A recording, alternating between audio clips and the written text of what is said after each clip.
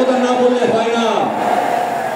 আমাদের আরেক ভাই যিনি ইসলামিক ফাউন্ডেশনে এখানে আছেন, মাদানী ভাই, আমাদের ঢাকা শহরে আজকে 54 বছর ধরে মানুষ যখন মারা যায় তখন তার শেষ ঠিকানা আপনারা আমি আরেকটা অনুষ্ঠানে বলছিলাম, কোথায়?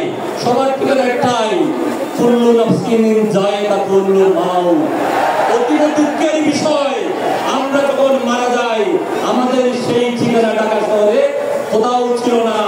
আমাদের এক ভাই মাদানী ভাই, যেটা এই সরকারের সাথে আঘাত করে, এই সরকারের সাথে পরিশ্রম করে উত্তরা সেক্টরে উনি এই জায়গাটা করে দিয়েছেন। তাই আমি আজকের এই সমাবেশ থেকে আমাদের বৌদ্ধদের পক্ষ থেকে এই সংগঠনের সবার প্রতি প্লাস মাদানী ভাইয়ের প্রতি কৃতজ্ঞতা জানাচ্ছি।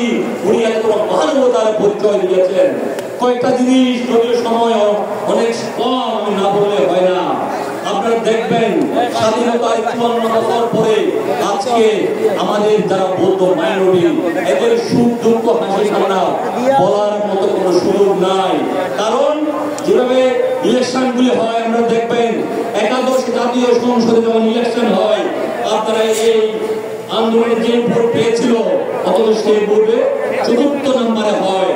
দুঃখের বিষয়, ভোট পেলে কি হবে? এই যে শুভঙ্করের বাকি আমাদের প্রয়োজন, প্রপোর্শনাল এই যে পিলার, এটা খুব প্রয়োজন। কেন? আমি যদি আমার ভোট দেওয়ার পরে আমার রাইট এস্টাবলিশ করতে না পারি তাহলে আমার ভোট দেওয়ার কোনো প্রয়োজন নাই।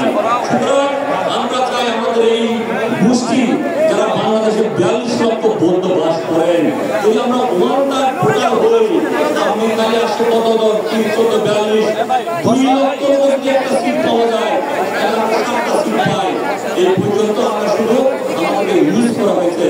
কিন্তু আজকে আমাদেরকে যিনি এই স্টেজে নিয়ে আসছেন তার প্রতি কৃতজ্ঞতা জানাচ্ছি, তার প্রতি আমরা কমিটমেন্ট